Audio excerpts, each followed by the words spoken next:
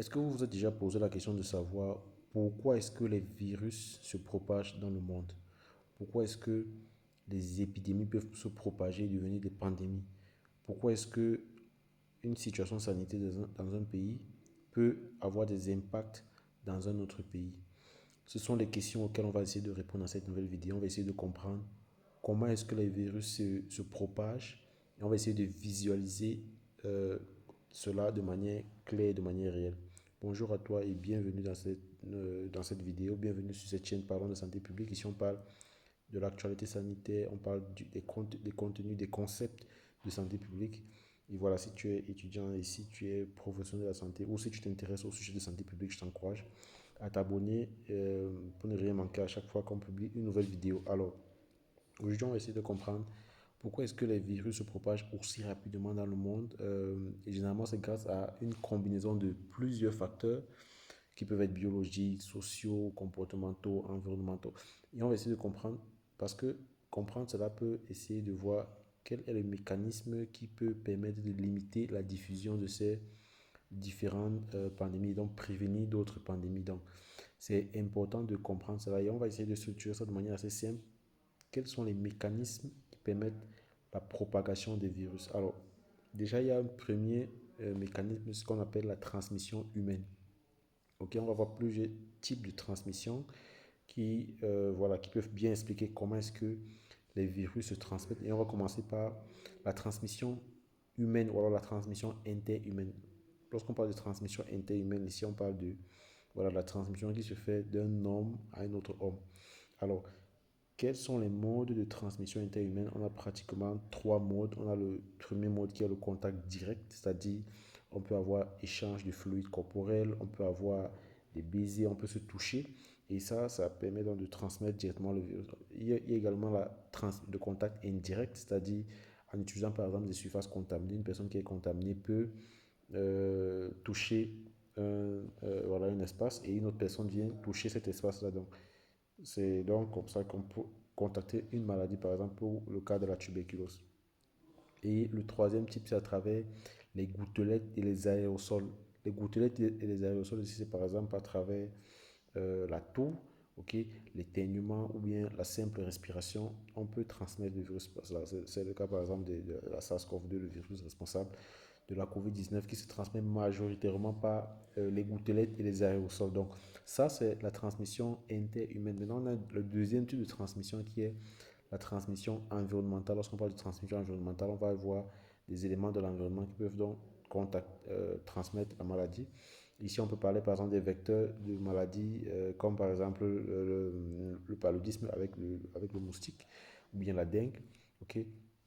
On peut parler des moustiques, donc pour le paludisme et la dengue, on peut parler également des tiques, par exemple pour la maladie de Lyme. Donc ça, ce sont des facteurs environnementaux et ces facteurs environnementaux également ont des causes, c'est-à-dire ce qui va prédisposer d'avoir une réémergence de ces différents vecteurs-là. Par exemple, ça peut être le changement climatique qui peut favoriser la prolifération des vecteurs dans de nouvelles zones. Ok. On peut aussi parler par exemple de la densité de la population, les interactions entre les hommes et les animaux peuvent voilà, accélérer la transmission de la maladie dans ce sens-là. Après la transmission interhumaine et la transmission environnementale, on peut également évoquer ce qu'on appelle la transmission globale. La transmission globale ici, c'est lié au fait qu'on a de plus en plus des mobilités interhumaines, ok, les voyages internationaux qui se multiplient, qui accélèrent la diffusion des maladies. Une personne peut voilà, quitter du Cameroun, arriver par exemple en Chine avec une maladie transmissible et donc transmettre la maladie dans un autre pays. Donc, les, cette transmission globale-là qui est accélérée donc, par voilà, les échanges commerciaux, les échanges mondiaux, la mobilité internationale. Euh, et pour ça, on peut prendre par exemple le cas du virus de la grippe porcine, le H1N1, qui s'est propagé assez rapidement en 2009 à quelques semaines à cause des vols internationaux parce que les personnes pouvaient se déplacer d'un point A à un point B en utilisant voilà, l'avion pour se rendre dans un autre pays et donc accélérer la propagation du virus. Donc ça, ce sont les différents types de transmission. Mais il y a également d'autres facteurs qui peuvent accélérer une pandémie. Il y a par exemple un facteur comme la densité de la population. Plus on a une densité de la population qui est très forte, plus on augmente le risque de facilement la propagation de la maladie est beaucoup plus faisable. C'est-à-dire que lorsqu'on parle des maladies transmissibles, on parle des maladies qui se transmettent d'une personne à une autre. C'est-à-dire plus on a la possibilité d'être proche avec une personne, c'est-à-dire on peut facilement transmettre le virus. Donc, euh, ça, ce sont des éléments qui peuvent facilement expliquer cela. Et on a évoqué déjà le fait que la connectivité mondiale, le fait que les transports sont de plus en plus faciles.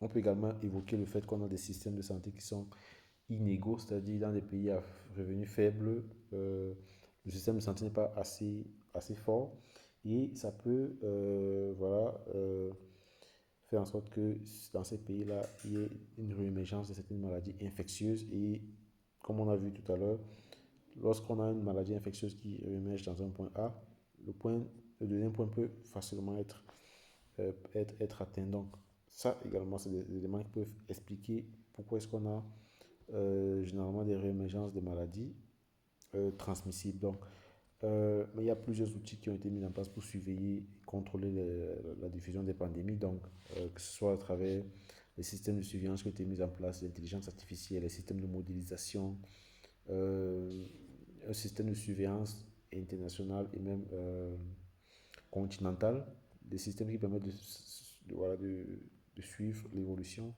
en termes de nombre de cas. Donc, ça, ce sont des éléments importants qu'on peut, euh, on peut prendre en compte lorsqu'on veut comprendre pourquoi est-ce que on a, voilà, comment est-ce que les maladies se transmettent, comment est-ce que les agents infectieux se transmettent d'un point A à un point B. Voilà, c'est ce que je voulais partager avec vous dans cette vidéo.